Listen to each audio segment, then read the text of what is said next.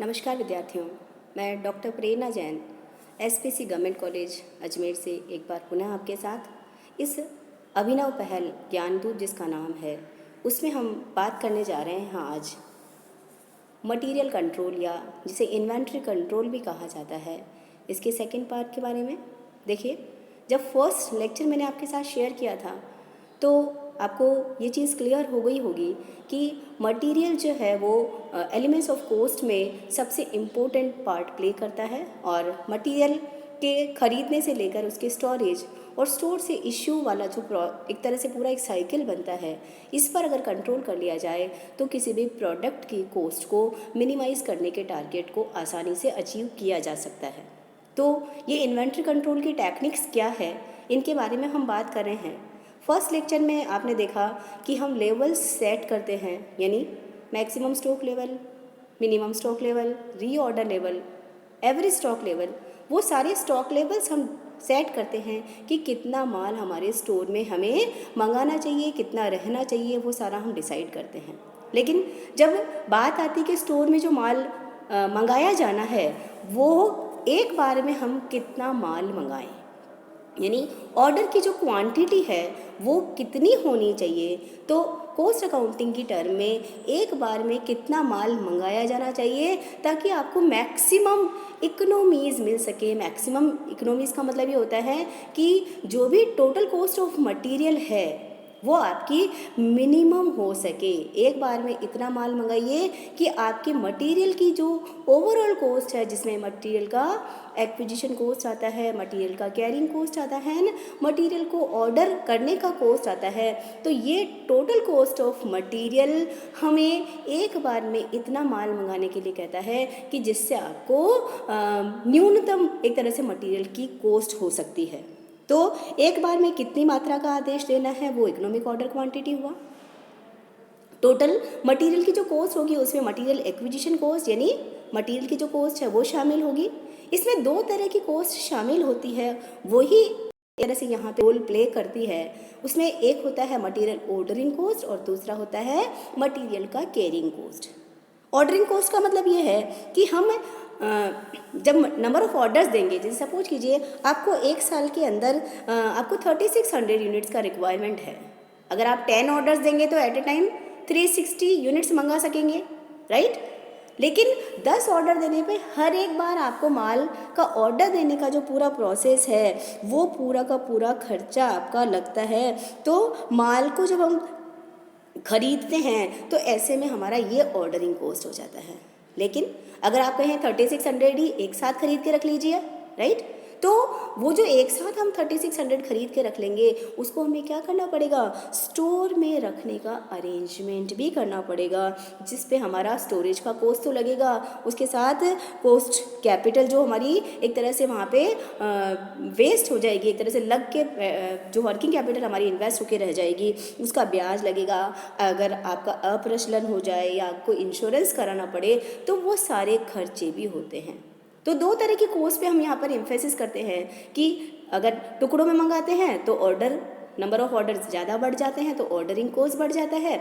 लेकिन अगर एट ए टाइम ज़्यादा मंगा लेते हैं तो ठीक है, ऑर्डर्स नंबर ऑफ़ ऑर्डर्स तो कम होंगे तो ऑर्डरिंग कॉस्ट तो कम हो जाएगा, लेकिन उसकी स्टोरेज जिसे कैरिंग कॉस्ट भी कहा जाता है वो हमारी बढ़ जाती है। तो ऐसे में एक बार में कितना ऑर्डर दिया जाए उसके लिए हमारे आर्थिक आदेश मात्रा या इकोनॉमिक ऑर्डर क्वांटिटी हमें बताती है कि इकोनॉमिक ऑर्डर क्वांटिटी का फॉर्मूला हमारा बनता है। आपको रूट करना है, रूट किसका करना है, 2CO divided by UI, meaning आपको बता देती हूँ। EOQ means economic order quantity, O means order cost per order, यानी एक बार में अगर आप आदेश देते हैं तो एक बार के आदेश पर जैसे सपोज कीजिए 30 रुपीज़ पर ऑर्डर लगता है तो ऑर्डरिंग कॉस्ट आपका पर ऑर्डर हो गया 30 रुपीज़, ठीक है। उसके बाद जो C है O के साथ, उसका मीनिंग है हमारा एनुअल कंजप्शन या एनुअल क्वांटिटी रिक्वायर्ड कितना है वो हमारा C हो जाता है। और इसको डिवाइड किससे करना है आपको, एक इकाई को स्टोर करने की लागत से। UI एक साथ चलेगा। UI का मीनिंग हुआ कि पर यूनिट कॉस्ट को आपको क्या करना है, उसको एवरेज इन्वेंट्री के कैरिंग कॉस्ट का नॉर्मली आपको परसेंटेज गिवन होगा। जैसे क्वेश्चन ये कहेगा कि आपकी जो स्टोरेज कॉस्ट है वो एवरेज मटेरियल का 10% है। तो मटेरियल की कॉस्ट जो भी गिवन होगी, जैसे सपोज कीजिए मटेरियल की कॉस्ट 40 रुपीज़ है और उसका 10%, तो 40 का 10% 4 रुपीज़ आप लिख सकते हैं। अगर क्वेश्चन आपको डायरेक्ट दे देता है कि एक इकाई की 1 साल तक रखने की लागत 5 रुपया है, तो वो लिख दीजिए। नॉर्मली UI एक साथ नहीं दिया जाकर आपको ऐसे दिया जाता है कि मटेरियल की कॉस्ट दे देते हैं और उसके साथ आपको दे दिया जाता है कि जो स्टोरेज कॉस्ट है वो परसेंटेज में आपको गिवन होती है, तो यूनिट कॉस्ट का परसेंटेज वहाँ पर कैलकुलेट हमें करना होता है। देखिए ये हमारे पास एक एग्जाम्पल है कि एक्स प्रोडक्ट है हमारा जिसका एनुअल कंजप्शन आपका 5000 यूनिट्स का है। जो प्रोक्योरमेंट कॉस्ट यानी ऑर्डरिंग कॉस्ट पर ऑर्डर है वो 10 रुपीज़ है और एक इकाई की जो लागत है वो 50 पैसे है और स्टोरेज या कैरिंग कॉस्ट जिसे कहा जाता है वो 10% है। राइट, बड़ा आसानी से आप निकाल सकते हैं, बहुत टफ नहीं है। EOQ और प्रैक्टिकल में आता है बहुत बार। तो हम निकाल लेंगे 2 multiplied by 5000 annual consumption multiplied by ordering cost per order यानी 10 रुपीज़। इन तीनों को मल्टीप्लाई करके इसको किससे डिवाइड करना है? पर यूनिट का स्टोरेज कॉस्ट से। तो एक यूनिट की कॉस्ट है 50 पैसा और इसका 10% आप कैलकुलेट कर दीजिए। तो इसको जब हम डिवाइड कर देते हैं और उसका अंडर रूट निकाल लेते हैं तो रूट करने के बाद हमारे पास इकोनॉमिक ऑर्डर क्वांटिटी आ जाएगी। यानी हमें एक बार में 14 यूनिट्स का 1414 यूनिट्स का ऑर्डर देना चाहिए। आप इसके अलावा किसी भी ये जो क्वेश्चन है इसमें किसी भी परिस्थिति के अंदर आप निकाल के देख लीजिएगा, आपकी टोटल कॉस्ट ऑफ मटेरियल जो होगी, जिसमें material procurement cost, material carrying cost और मटेरियल की कॉस्ट, इन तीनों को प्लस अगर आप करते हैं तो वो आपकी टोटल कॉस्ट जो है वो आपकी total cost of inventory for the year आपकी कम निकल के आएगी 1440 पे। इसके अलावा 1414 पे यानी 1414 पे, इसके अलावा किसी भी लेवल पे जब आप बात करते हैं तो वो लागत हमारी बढ़ जाएगी। राइट, अब यहाँ एक नोट मैंने आपको डाला है जो आपको ध्यान रखना है कि कई बार क्वेश्चन में ये कहा जाता है कि आपका जो सप्लायर है वो आपको हैवी डिस्काउंट देता है अगर आप एक साथ ज़्यादा माल मंगा लेते हैं। तो ऐसे में क्वेश्चन ये बनता है कि हमें कैसे डिसीजन लेना चाहिए। तो आप क्या करेंगे, सबसे पहले EOQ के बेसिस पे टोटल कॉस्ट निकाल के देख लेंगे। ठीक है, यानी टोटल कॉस्ट का फॉर्मूला पहले वाली स्लाइड में मैंने आपको दिया ही है, जो अभी मैंने बोला भी है आपको। और उसके बाद आप ये मान के चलेंगे कि सप्लायर ये कहता है, जैसे इसी क्वेश्चन में कहते हैं कि सप्लायर कहता है कि भाई एक बार में आप 2500 मंगा लो, तो हम आपको जो मटेरियल की कॉस्ट है उसमें आपको डिस्काउंट दे देंगे। तो ऐसे में आपको यहाँ ध्यान रख लेना है कि अगर सप्लायर जो है अगर हमें स्पेशल डिस्काउंट देता है 5%, 10%, ज़्यादा इससे ज़्यादा डिस्काउंट देता है, तो डिस्काउंटेड जो रेट है या जो डिस्काउंट का जो ऑफ़र है उस ऑफ़र के अकॉर्डिंग हमारा कितना टोटल कॉस्ट आएगा। तो जैसे अगर 2500 यूनिट्स को एक बार मंगाना है तो ऑर्डरिंग कॉस्ट तो 2 ऑर्डर की लगेगी। ठीक है, स्टोरेज कॉस्ट आप 2500 का एवरेज करके स्टोरेज कॉस्ट का फॉर्मूला आपको दे देती हूँ। जैसे परचेजिंग कॉस्ट का मतलब नंबर ऑफ यूनिट्स और रेट 0.5 पैसा। राइट, फिर ऑर्डरिंग कॉस्ट जितना ऑर्डर देंगे multiplied by ordering cost per order, और कैरिंग कॉस्ट का आपका फॉर्मूला हो गया कि आपका जो एवरेज इकोनॉमिक ऑर्डर क्वांटिटी है उसको आप कैरिंग कॉस्ट पर यूनिट से मल्टीप्लाई कर दीजिए। तो इन तीनों ही का जब प्लस कर लेते हैं तो हमारी टोटल कॉस्ट आ जाती है कि वो पूरे साल में मटेरियल पे कितनी लागत लगने वाली है। तो EOQ के बेसिस पे टोटल कॉस्ट और आफ्टर डिस्काउंट जो टोटल कॉस्ट है, इन दोनों का ही हम कंपैरिजन कर लेते हैं। और कंपैरिजन के बाद अगर हमारा नेट कॉस्ट जो है वो EOQ से ज़्यादा बैठेगा तो डेफिनेटली हम ये मान के चलेंगे कि EOQ को ही हमें फॉलो करना चाहिए। लेकिन कई बार सप्लायर हमें हैवी डिस्काउंट इस तरह से दे देता है, तो वहाँ अगर कॉस्ट कम आती है तो फिर हम उसके अकॉर्डिंग अपना डिसीजन मेकिंग करते हैं। तो इस तरीके से सबसे इम्पॉर्टेंट ये होता है कि एक बार में हम कितना क्वांटिटी मंगाएं ताकि हमारी ओवरऑल कॉस्ट कम हो सके, क्योंकि ज़्यादा माल एक साथ मंगाने से ऑर्डरिंग कॉस्ट हमारी कम हो जाती है लेकिन केयरिंग कॉस्ट बढ़ जाएगी, और कम माल मंगाते हैं तो ऑर्डरिंग कॉस्ट बढ़ जाता है और केयरिंग कॉस्ट कम हो जाती है। तो दोनों का ही एक तरह से इक्विलिब्रियम जहाँ पे पॉइंट पे आता है, वो इक्विलिब्रियम का पॉइंट जो है वो इकोनॉमिक ऑर्डर क्वांटिटी आपका यहाँ पर कहलाएगा। ठीक है, तो जो हम मटेरियल कंट्रोल की टेक्निक्स पढ़ रहे हैं उसमें सबसे पहले हमने पढ़ा था कि फर्स्ट टेक्निक हमारी थी लेवल्स सेट करते हैं, उसके बाद दूसरा, अभी हमने डिस्कस किया कि हम क्या करेंगे, इकोनॉमिक ऑर्डर क्वांटिटी डिसाइड करेंगे कि एक बार में कितना माल हमें मंगाना चाहिए। इसी तरह से मटेरियल कंट्रोल के एस्पेक्ट पे हम कुछ और बातें भी कर सकते हैं जो हमारा नॉर्मली थियोरेटिकल पॉइंट्स बनते हैं, जिसमें ये कहा जाता है कि मटेरियल कंट्रोल के लिए हम ABC एनालिसिस प्लान को भी यूज़ कर सकते हैं। देखिए, ऐसा तो नहीं है कि सिर्फ एक ही तरह के रॉ मटेरियल से किसी भी बिजनेस में काम चल जाता है।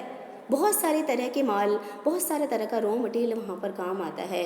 तो एक तरह से जितना भी तरह का इन्वेंट्री आइटम्स हमारे यहाँ यूज़ होते हैं, उनको हम ऑलवेज बेटर कंट्रोल टेक्निक को यूज़ करते हुए उनको 3 कैटेगरीज में डिवाइड कर देते हैं।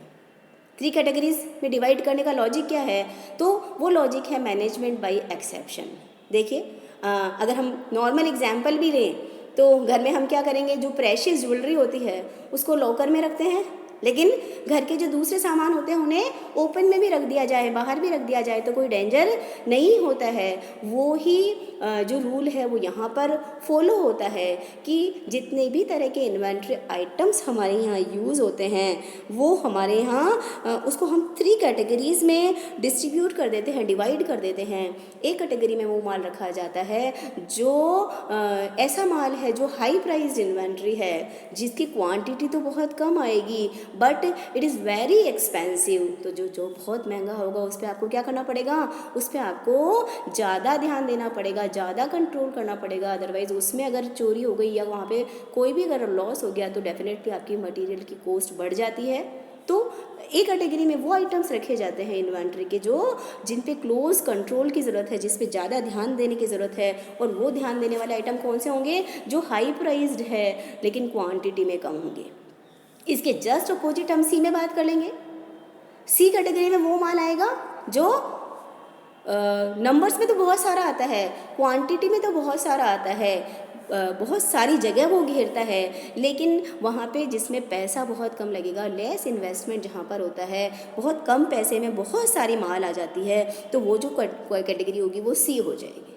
और जो मॉडरेट होगा इन दोनों के बीच में, जो न तो बहुत महंगा आया है और न बहुत ज़्यादा, जिसमें जो बहुत ज़्यादा क्वांटिटी वाइज भी ज़्यादा नहीं है, उसे हम बी कैटेगरी में रख लेते हैं। तो बी कैटेगरी में वो माल आ गया जो ए से तो कम महत्वपूर्ण है लेकिन सी से ज़्यादा महत्वपूर्ण है, जिसमें बहुत ज़्यादा कैपिटल भी इन्वेस्टमेंट की ज़रूरत नहीं है और नहीं बहुत कम की ज़रूरत है। तो इस तरह से 3 तरह का ये जो ABC एनालिसिस हम कर लेते हैं, तो इसका फ़ायदा ये होता है कि जो भी प्रेशियस मटेरियल है, जो इन्वेंट्री है, उस पर हम स्ट्रिक्ट कंट्रोल हम वहाँ पर लगा सकते हैं। इकोनॉमिक ऑर्डर क्वांटिटी जब डिसाइड करेंगे तो हर एक कैटेगरी के लिए अलग अलग क्वांटिटी आप डिसाइड कर सकते हैं। और हमारा जो मैनेजमेंट बाय एक्सेप्शन वाला रूल है कि अगर मैनेजमेंट का पूरा ही ध्यान सारे ही माल पे लगाओगे तो फिर वो उनकी एनर्जी और उनका टाइम स्पेंड ज़्यादा होगा।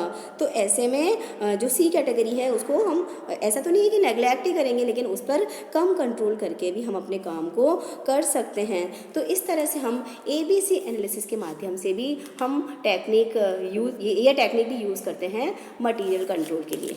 इसी तरह से मटेरियल कंट्रोल की जो नेक्स्ट टेक्निक है उसमें एक जापानीज़ विचारधारा है, उसको भी यूज़ किया जाता है।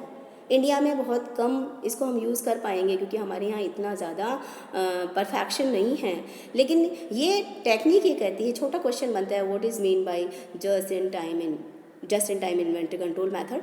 तो इसके अंदर हम क्या कहते हैं, जैसे अभी हम बात कर रहे थे EOQ, उसमें तो हम लेवल सेट करते हैं, मैक्सिमम लेवल, मिनिमम लेवल, इतना तो होना ही चाहिए, इससे ज़्यादा नहीं जाना चाहिए। जस्ट इन टाइम अप्रोच जो है वो पूरा का पूरा एक तरह से एक्टिविटी बेस्ड कंट्रोल है। यानी ये जो कैटेगरी, जो हमारा कैटेगराइजेशन है कंट्रोल टेक्निक का, वो ये कहता है कि आपको माल ज़्यादा मंगाने की ज़रूरत नहीं है, क्योंकि अगर माल मंगाएंगे तो स्टोरेज की कॉस्ट भी आपकी बढ़ती है। तो ऐसे में जापान की ये टेक्निक कहती है कि जो भी आपको रॉ मटेरियल चाहिए वो जब चाहिए तब ऑर्डर दीजिए। Just in time means when you need just give the order and your supplier will supply this product to you. तो स्टोरेज की कॉस्ट और इंश्योरेंस की कॉस्ट भी बढ़ जाती है, लेकिन नॉर्मली इंडिया में एज सच इसका यूज़ नहीं होता है, राइट। उसके बाद छोटे छोटे क्वेश्चन हैं, उसमें वैड एनालिसिस भी हमारा आता है। यानी नॉर्मली स्पेयर पार्ट्स जो होते हैं, जो लूज टूल्स हमारे होते हैं, उनके कंट्रोल के लिए हम वैड एनालिसिस टेक्निक को यूज़ कर सकते हैं। वैड का मतलब है वाइटल, इसेंशियल एंड डिज़ायरेबल। वही जैसे ABC हमने किया, वैसा ही स्पेयर्स एंड लूज टूल्स के लिए ये एनालिसिस होता है कि जो वाइटल मतलब ऐसा टूल्स या ऐसा स्पेयर पार्ट जिसके बिना काम नहीं चलेगा, this is very necessary for the production, it is very costly also.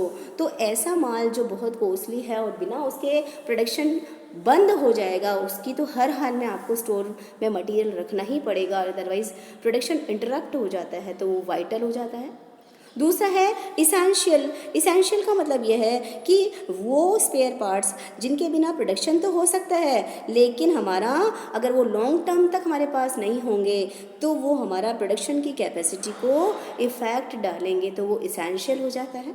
तीसरी कैटेगरी हमारी होती है डिज़ायरेबल की, कि ठीक है ये प्रोडक्ट, ये स्पेयर पार्ट्स ऐसे हैं जो जिनके नहीं होने से विशेष प्रभाव नहीं पड़ेगा, लेकिन लॉन्ग टर्म के लिए आपको इनको लाना चाहिए। तो जब स्पेयर पार्ट्स का हम स्टोरेज करते हैं तो ऐसे में हमें वेड एनालिसिस काफ़ी हेल्प करता है। इसी तरह से नेक्स्ट जो एनालिसिस की टेक्निक है वो है हमारा FS&D मेथड। ये जो मेथड है वो ऐसे माल के लिए काम आता है जो जल्दी ही ऑब्सोलेसेंस पे आ जाते हैं, यानी जल्दी ही अप्रचलित हो जाते हैं। तो जब मटेरियल टर्नओवर रेशियो हम निकालेंगे, ठीक है, मटेरियल टर्नओवर रेशियो के बेसिस पे नीचे लिखा है मटेरियल टर्नओवर रेशियो, यानी मटेरियल की कॉस्ट कितनी लगती है और एवरेज स्टॉक कितना रह रहा है, उसके बेसिस पे आपको पता लग जाता है कि स्टॉक 4 तरह का हो सकता है, fast moving, slow moving, not moving या नॉन मूविंग और डॉर्मेंट स्टॉक। तो उसके बेसिस पे हम मटेरियल टर्नओवर रेशियो के बेसिस पे ऐसे मटेरियल को भी अलग अलग निकाल के रख सकते हैं। कुछ मटेरियल ऐसा होगा जिसका सर्किल फास्ट चलता रहता है, वो फास्ट मूविंग इन्वेंट्री होगी। दूसरे में स्लो मूविंग ले सकते हैं। थर्ड नॉन मूविंग जो बहुत कम हिलता है। और डॉर्मेंट का मतलब तो ऐसा माल है जिसको अब थोड़े समय बाद हमें स्टोर से हटा ही देना चाहिए। तो FS&D क्लासिफिकेशन भी हमारा टेक्निक ऑफ मटेरियल कंट्रोल में आता है कि हम स्टॉक के टर्नओवर रेशियो के बेसिस पे ये क्लासिफिकेशन कर सकते हैं। अब जो मटेरियल हमने ख़रीद लिया होता है, उस मटेरियल को ख़रीदने के बाद जो स्टोर में हम रखते हैं उससे रिलेटेड एक इन्वेंट्री सिस्टम हमारे यहाँ काम करता है, जिसे परपेचुअल इन्वेंट्री सिस्टम कहा जाता है। ये जो परपेचुअल इन्वेंट्री सिस्टम है वो ये कहता है कि स्टोरेज में जो भी माल आपने रखा है उसको जैसे ही आप खरीदते हैं नया या उसको प्रोडक्शन के लिए इशू करते हैं तो हमें स्टॉक रिकॉर्ड्स मेंटेन करने चाहिए, ताकि हमें ये पता लग जाए कि कितना स्टॉक अवेलेबल है, कब हमें ऑर्डर देना चाहिए, वो सारी बातें हमें पता लग जाती है। तो ये जो मटेरियल हमारे पास रहते हैं इसके लिए हम वहाँ पर स्टॉक टेकिंग से रिलेटेड जो स्टोरेज है उसमें हम ये काम कर सकते हैं कि माल को हम बिन में रख सकते हैं। यानी बिन का मतलब एक ऐसी जगह है जहाँ पर सामग्री रखी जाती है, और वो जो बिन है उसके साथ हम एक बिन कार्ड लगा देते हैं। बिन कार्ड का मतलब ये होता है कि जैसे ही माल आया उसमें एंट्री कर दिया, और जैसे ओपनिंग बैलेंस 100 यूनिट्स थी, 200 यूनिट्स और आया तो 300 हो गया। उसके बाद प्रोडक्शन पे इशू किया आपने, राइट। तो प्रोडक्शन पे इशू में रिक्विजिशन नंबर कितना था, कितना क्वांटिटी इशू किया है, और बैलेंस आप कितना आपके पास है। तो क्वांटिटेटिव इन्फॉर्मेशन को रिकॉर्ड करने के लिए जो हम इन्वेंट्री सिस्टम यूज़ करते हैं परपेचुअल में, वो हमारा बिन कार्ड हो जाता है, राइट।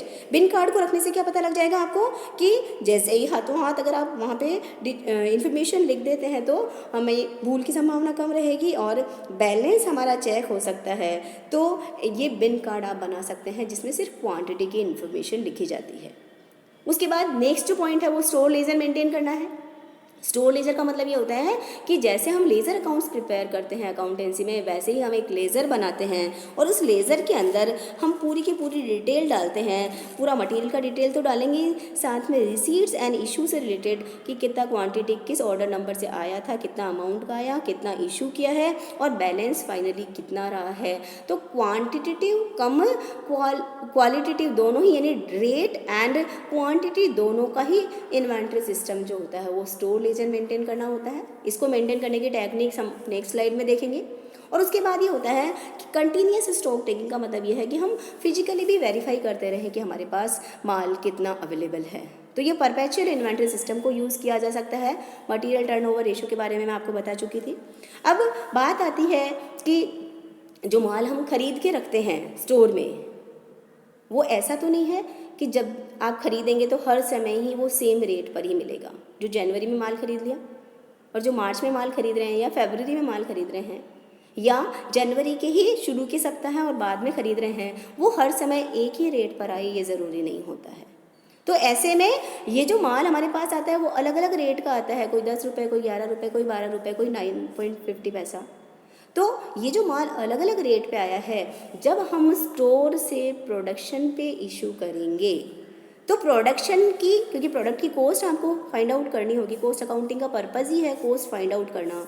तो प्रोडक्शन डिपार्टमेंट को ये जो अलग अलग रेट का माल आया है, इसमें से कौन सी रेट का माल चार्ज किया जाए, वो हमारा नेक्स्ट टॉपिक बन जाता है, जिसके अंदर हम ये कहते हैं कि हमारे पास जो माल है उस माल का इशू के टाइम किस तरह से उसका मूल्यांकन करना चाहिए। इशू वाले कॉलम में जब हम क्वांटिटी और रेट लगाएंगे तो रेट कौन सा लगाया जाए, यानी प्रोडक्शन डिपार्टमेंट से क्या रेट चार्ज किया जाए। तो methods of valuing material issue, ये हमारे पास नेक्स्ट टॉपिक बन जाता है।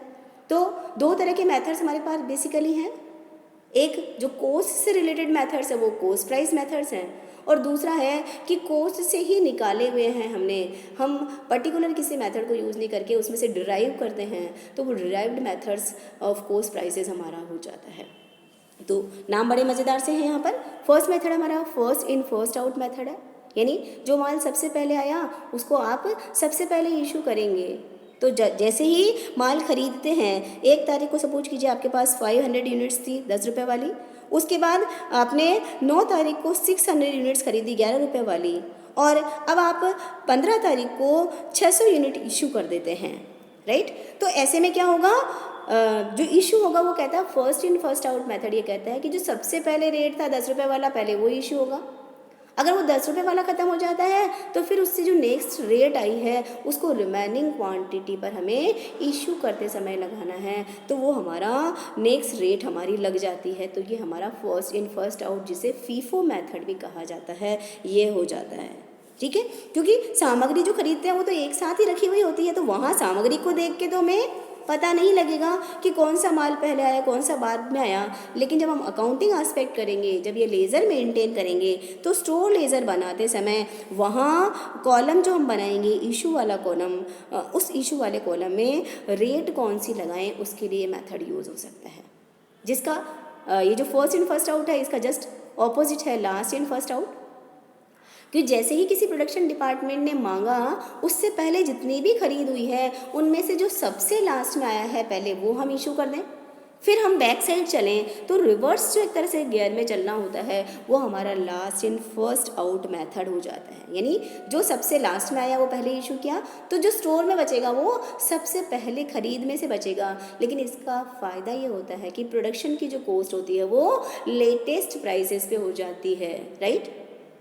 दो नॉर्मली फीफो और LIFO, first in first out and last in first out, यही मेथड्स हमारे यहाँ प्रोडक्शन में ज़्यादा यूज़ होते हैं। इसके अलावा एक नेक्स्ट मेथड है हाईएस्ट इन फर्स्ट आउट, यानी हीफो, कि जो भी 10, 11, 12 में खरीदा तो सबसे पहले 12 वाला इशू करें, फिर 11 वाला, लॉजिक लेस मेथड है। उसके बाद नेक्स्ट मेथड हमारा स्पेसिफिक प्राइस, यानी हम 1 महीने के लिए या 1 सप्ताह के लिए एक पर्टिकुलर प्राइस डिसाइड कर लेते हैं कि इस पूरा सप्ताह में हम 10 रुपये ही लगाएंगे या 11 रुपीज़ लगाएंगे, तो वो हमारा स्पेसिफिक प्राइस मेथड हो जाता है। और उसके बाद नेक्स्ट मेथड है बेस स्टॉक मेथड, यानी एक मिनिमम क्वांटिटी तक हम स्टॉक में रखेंगे, उसकी तो रेट वही चलती रहेगी, बाकी फीफो लीफो या हीफो वो कोई मेथड यूज़ कर लें तो बेस स्टॉक मेथड होता है। नेक्स्ट मेथड है next in first out, practically नहीं यूज़ होता है कि आज क्वांटिटी वाला कॉलम में क्वांटिटी डाल दो इशू में, लेकिन रेट मत लगाइए। नेक्स्ट जो आप खरीद करेंगे उसके जो रेट होगी उससे आप चार्ज करेंगे, तो वो हमारा नीफो मेथड हो जाता है। डिराइव्ड मेथड्स की जब हम बात करते हैं तो simple average method and weighted average method. Simple average method ये कहता है कि on the date of issue, उससे पहले जो भी आपने जितनी भी रेट पे माल खरीदा है उनका एवरेज कर लीजिए। जैसे अगर आप इशू कर रहे हैं उससे पहले आपने 10 और 11 रुपए की रेट पे माल खरीदा है, तो इशू करते समय 10 + 11 इज़ डिवाइडेड बाई 2 वो रेट यूज़ करेंगे, तो वो सिंपल एवरेज हो जाता है।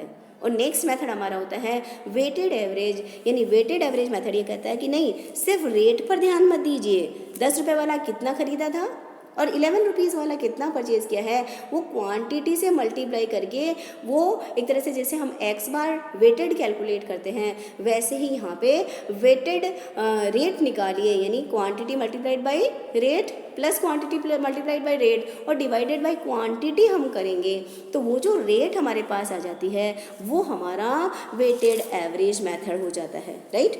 तो ये मटेरियल इशू से रिलेटेड हमारे पास बहुत सारे टेक्निक्स होते हैं, FIFO method, LIFO method, NIFO method, HIFO method, simple average, weighted average, ये बहुत सारे मेथड्स हैं। मैंने आपके लिए क्वेश्चन दिया है कि आपको रिसीव हुआ, जैसे सपोज कीजिए आपको 1 जनवरी को ओपनिंग बैलेंस था हमारा 500 यूनिट्स का 4 रुपये के रेट पे, उसके बाद हमने ख़रीदा है 4 रुपये 25 पैसे के रेट पे, फिर हमने ख़रीदा है 4 रुपये 10 पैसे के रेट पे, 4 रुपये 50 पैसे के रेट पे, और जनवरी 25 को 4 रुपीज़ के रेट पे ख़रीदा है। और इश्यूज़ आपको दे रखे हैं कि हम 200 यूनिट्स का जनवरी 4 को इशू करते हैं, 400 यूनिट्स का जनवरी 10 को इशू करते हैं, 100 यूनिट्स को जनवरी 15 को इशू करते हैं, और जनवरी 19 पे हम 100 यूनिट्स इशू करते हैं। तो इनका आप दोनों ही दो तीन मेथड जो भी आप लगा के निकालना चाहें वो स्टोर लेज़र प्रिपेयर कीजिए। स्टोर लेज़र प्रिपेयर करना बार बार बोल रही हूँ कि आसान सा है। रिसीट वाले कॉलम में वही डेट के अकॉर्डिंग चलेंगे, जैसे 1 जनवरी के बाद 4 जनवरी आएगी तो 4 जनवरी को 200 यूनिट्स इशू होगी, राइट। तो इशू वाले कॉलम में 200 लिखेंगे। अब इसकी रेट क्या लगाएंगे वो डिपेंड करेगा कि फीफो मेथड है, लीफो मेथड है। अभी पहली बार में तो टेंशन नहीं है क्योंकि ओपनिंग बैलेंस ही हमारे पास, तो 4 रुपीज़ की रेट पे लग जाएगा। उसके बाद जनवरी 5 को फिर माल आया 200 यूनिट्स का, तो जब जनवरी 10 को हम 400 यूनिट्स को इशू करेंगे तो हमें कौन सी रेट लगानी होगी। फीफो में 300 यूनिट्स पहले वाली बची हुई है और 100 नेक्स्ट 4 रुपये 25 पैसे वाली यूज़ करेंगे।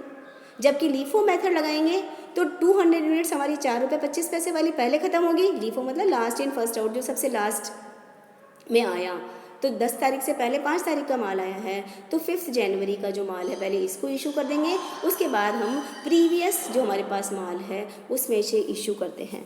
तो इस तरह से हम मटेरियल कंट्रोल से रिलेटेड जो भी टेक्निक्स हैं, अल्टीमेटली हमारा टारगेट यही रहता है मिनिमाइज द कॉस्ट, यानी सामग्री की लागत को हम मिनिमम करना चाहते हैं। तो सामग्री की लागत को मिनिमम करने के लिए हम बहुत सारी टेक्निक्स हम यूज़ करते हैं। प्रैक्टिकल से रिलेटेड मैंने जो क्वेश्चंस हमारे बनते हैं वो नॉर्मली EOQ पे बनता है, जिसमें विद डिस्काउंट विदाउट डिस्काउंट वाली बात आती है, लेवल सेटिंग की बात आती है, और अल्टीमेटली जो स्टोर लेज़र हम प्रिपेयर करते हैं जो लास्ट स्लाइड्स में आपने देखा है उससे रिलेटेड प्रैक्टिकल एस्पेक्ट होता है। बाकी 2 और 4 नंबर के क्वेश्चन सभी पे बन जाएंगे, चाहे वो ABC एनालिसिस है, चाहे वो JIT है, चाहे वो FSND है, या मटेरियल की जो थ्योरी शुरुआत की मैंने आपको बताया था उनके बारे में आप ज़रूर से पढ़िएगा। तो आशा करती हूँ ये लेक्चर आपके लिए बहुत उपयोगी रहेगा। Thank you so much.